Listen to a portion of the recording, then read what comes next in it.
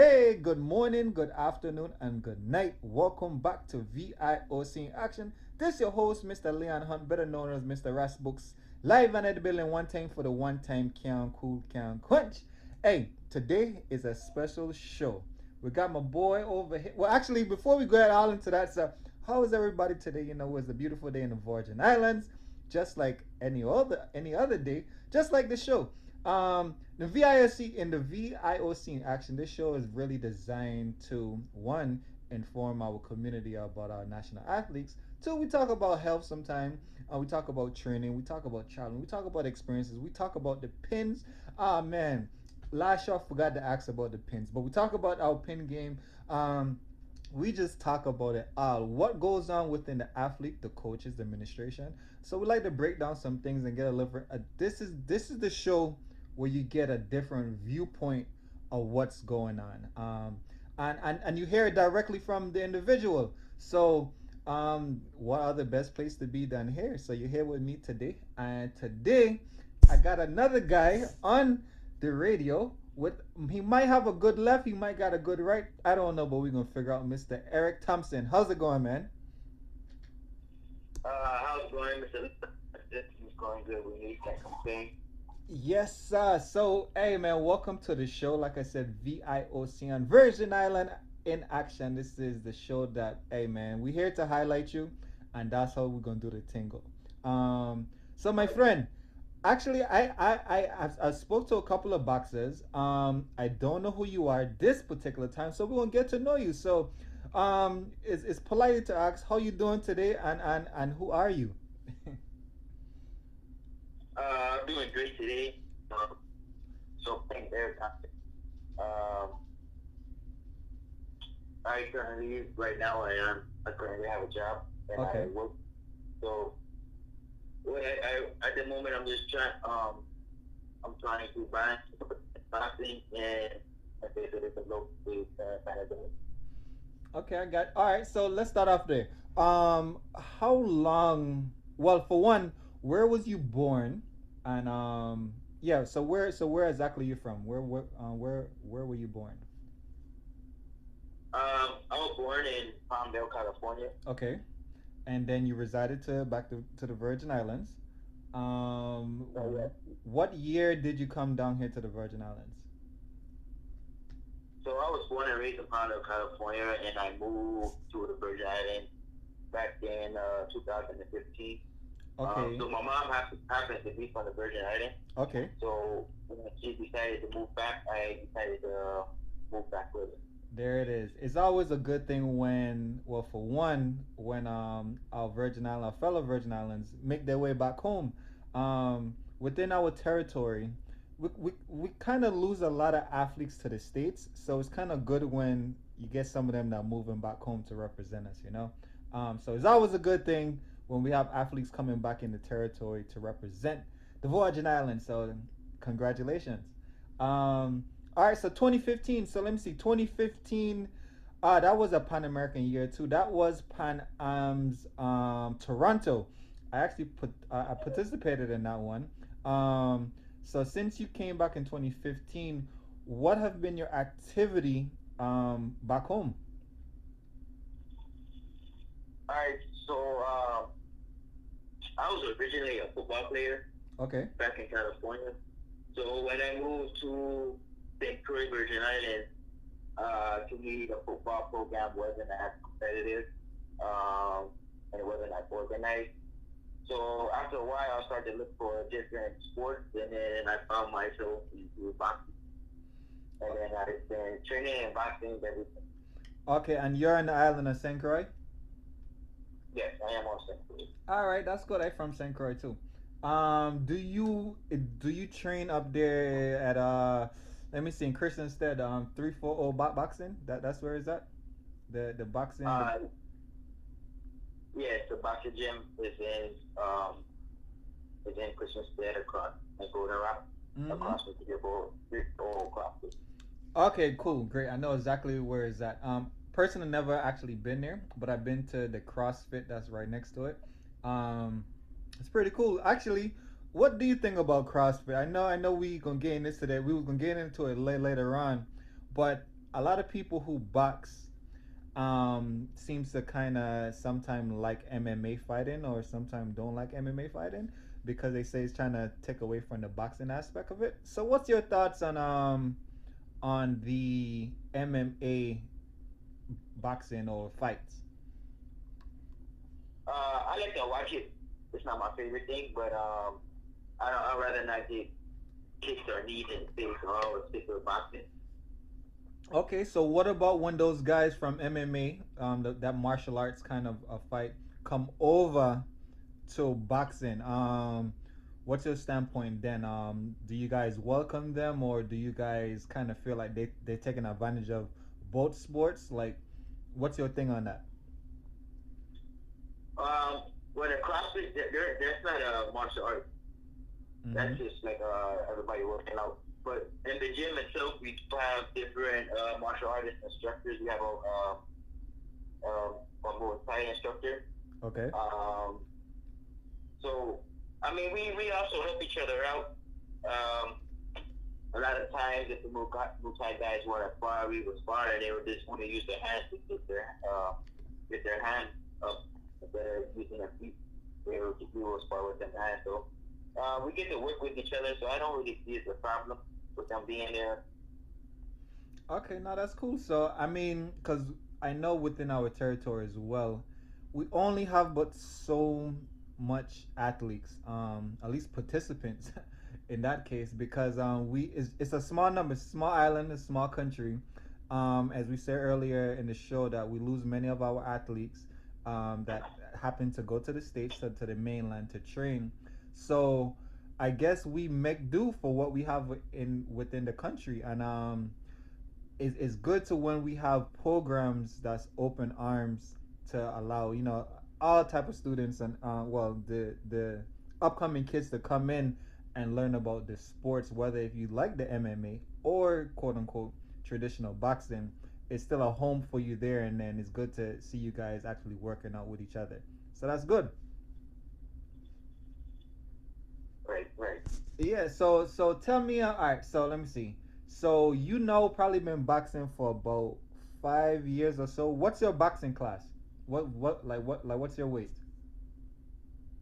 My weight class, my weight I fight in late weight. I am still an amateur boxer. Mm-hmm. I'm still currently trying to upgrade my skills and polish them before I attempt to go pro. Okay. But right now, I still have my sight on the Olympic Games, which was to take place this year. But we're going to see how that rolls out. Okay. We're gonna definitely get into to the talk about.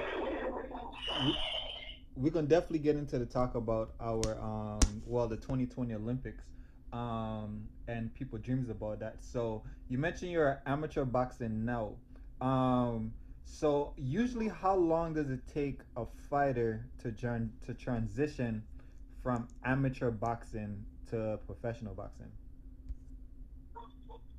Oh, it all depends on the fighter. It all depends um, on the fighter. If he thinks his skills are ready to go to the next level, we can take it to the next level. Mm-hmm. It's just about actually finding a manager and a promoter who's willing to fund you in order to be a professional. Okay, so right now in amateur boxing, right? What are your goals? So explain to us what are your goals and the way you're trying to, well, the way, what are your goals? Yes, and things that you are trying to do to get towards your goals, before you transition over to the professional boxing. So tell us some of your goals. Well, some of my goals are, I said earlier, to make it to the Atlantic. Um, but the Olympics is only every 4 years. Mm-hmm. And boxing in itself is like it's a judgment sport. So if I have an opportunity, I would continue to box amateur for the next few years and then turn pro. And Okay. for me to, I feel like I just need to compete at the highest level of competition at amateur level before I am able to the pro. And So right now I'm still just working on myself, developing my skills. I feel like I still have a lot more to learn and a long way to go. So I'm not in any rush at the moment, but I don't know. Okay, so let me see. So since in your 5 year legacy, let's just start at 5 years. Since the 5 year you've been boxing, um, how many fights have you been in? For 5 years, I've only fought 15 fights within 5 years. How say it again? How many? 15. Eight, 18 fights. One fight, One 15. fight. So you want to move 15. from one fight from amateur boxing and go to Olympics, and that'll be your second fight? No, I said 15. Oh, 15 fights, 16, one fight. 16. Okay, okay. I was about to say, no, I thought you, sorry, I thought you said one fight. Okay, now that's cool. I don't know. I'm not too educated in boxing to kind of know when somebody's ready or know how much fights, or even if you even can compare how much fights they are to how much they're ready to be with inside professional boxing. But I do know within the Olympics it requires it requires a level of athlete, the world's greatest, of course, um, to go in there and be able to fight with the world. Because to get to the top, you definitely got to work your way up there to the top. And although although I call it top, making it to Olympics, and even when you're there, you're still trying to gain further and so forth. Because I mean, there's just many levels of boxing even when you get to the top. So that's pretty cool. All right, so like we said before, we was gonna push it to the other segment of the show for Olympics, but we'll just talk about it now. So because it's really fresh in everybody's mind and everything, as you can see. So Olympics was supposed to be scheduled for this summer, end of the summer, um, but we, of course, because of the pandemic, the situation, of course, of canceling it or making it postponed until a later time. What's your take on that one? So, for instance, if it was to get canceled, how would you feel about that as an athlete? Well, yeah, the Olympics. I've been keeping track of it. There's been talks of it being canceled or postponed, but nothing's been confirmed as of yet. So far, the boxing qualifiers that I was to attend, actually, I will be leaving this Sunday, the 22nd, to Argentina for the qualifiers, and that was canceled. So if it were to be canceled or postponed, I wouldn't take it hard. I would just continue training, and it's just more time for me to get ready. Um, so yeah, so prior to the Olympics, I have to Okay. qualify first. Okay. So right now, I am focusing on qualifying for the Olympics. Okay. Okay. Understand that part as an athlete, and so if it was to get postponed and extended, let's just say next summer, right? Um, let's say get extended for next summer 2021. How would you feel then that now you don't have to rush and get these qualifiers in? How would you feel then if it got postponed to next year, to next summer? If it got postponed, it would be a bit of a relief. Like Mm-hmm. currently, my training regimen can be how I want it to be, Mm-hmm. or how it should be actually. So it would be a bit of a relief. I wouldn't be disappointed in a bit. I would be disappointed if it was canceled and they know it Olympics at all. But a postponement is ideal. So if it is postponed, it's a bit of relief, and I'll be even more ready than I am today. Okay. No, I feel I can respect that. Personally, I got I got two standpoints on it. For it to be canceled, I actually think, well, for the athletes who've been training their whole life, let's just say, and I mean life meaning within the last 4 years, um, have training towards the Olympics. It kind of sucks for them to miss it. Although this hasn't been the first time that Olympics been canceled. It have been canceled in the past before, but to be in the present time, it would suck because what if you have one of those athletes who was making this Olympics the last one, and they was gonna retire, they never got a chance to make it, and now they're gonna have to choose to say, well, am I gonna come back the next 4 years, or if it gets postponed next year, or like just give it up, all your dreams just like down because of the situation, and now you live the rest of your life like, man, I made it to the Olympics, but I couldn't perform because of, you know what I'm saying. So it will kind of suck in that situation, if it was to get canceled. No, safety wise, I do agree. If it was safe, because it's just not for us. Because think about it, you got 10,000 athletes that would be participating in the game across the world, all the countries. If it's not all the countries in one spot across the world, it would be at this particular time. And because of the pandemic is going on, that may not be the best idea, because I mean you really bringing in everybody. Even to get there, we're gonna have to cross paths with so much different parts of the world, and so that brings the situation on through, and it might just be that might be the worst situation, is to bring the world's greatest athletes to this event, and then now each athlete come back with something to their country, ideally, right? So say it's a cancel, perfect. Everybody just, hey, we just have to move on. And now if it been postponed, my viewpoints on it being postponed, well, I think it's okay. So we give a year out. That means we kind of regulate what's going on. We now see the new norm, the new normality, and how to handle the pandemic. I mean, it is quote unquote. It would have been a year and some months out by then, for next June, and then it gives each athlete, well, if it postponed, each athlete still have a chance to make it, the ones who already made it. And then think about the spectators who already bought their tickets. um they should be able to still attend the game once they purchase their tickets, rather than lose all of that. You know what I mean? I would hate to spend $800 on a ticket and not being able to use it and no refunds. You know what I mean? So Right. postpone it a whole nother year and you still use that ticket, it'll be great.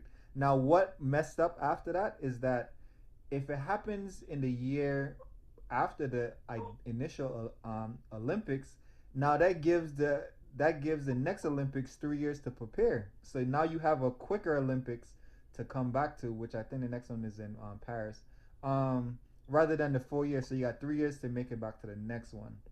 And since that'll be 2021 and 2022, we have Winter Olympics. So I Right. guess we'll have a lot of activity in a literally, well, in a 2 year span of things if it was to get postponed. So I guess it could go both ways. I'm for it both ways. The main thing is safety for our athletes and our participants. Um, and then go from there. I don't think they should focus in on a dollar amount, because hey, without any athletes, you're not gonna have a show. You understand? No entertainment. So, so I say that to say, within your qualifier that coming up now, um, it's probably okay for you to even, uh, you and everybody is supposed to go to the qualifiers. Them myself passing up on this one, because I mean, countries not letting people in anyway. So if that's the case, then you still won't be able to go because the qualifiers won't be, and that rule will have to get extended through on the games as well. Between my assumption, you know what I mean. So Right. safety first, and I think we should be good with that part. All right. So, and then even within this situation, um, I guess we should also be practicing social distancing. So how are you doing with that part? Well, I'm still going to work, so I don't know how well that's going with social distancing. Well, But mm-hmm. but yeah, but well, that's based on my job. We don't have to be close to anything, and just it's just even social distancing. We still have to be sure to wash our hands and be sanitary as possible. Yeah, so you still got to go through the right protocols anyway. And well, for places that have to be at less than, what they say, about less than 10 people within an area, in a social gathering in a crowd. But Right. definitely keep your 6 feet. That's how they say. Keep elbow space or whatever it is. within this time now because it's not as regulated as we need it to be right now. So make sure I do want all the listeners to know and all our young athletes out there that you can still train within social distancing. You just have to watch out what you're doing and the places that you're gonna go.